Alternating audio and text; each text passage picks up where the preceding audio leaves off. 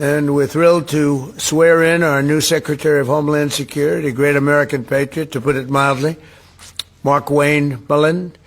And I want to just say, Markwayne, congratulations. Great. Thank you, sir. You deserve it. You're a great man.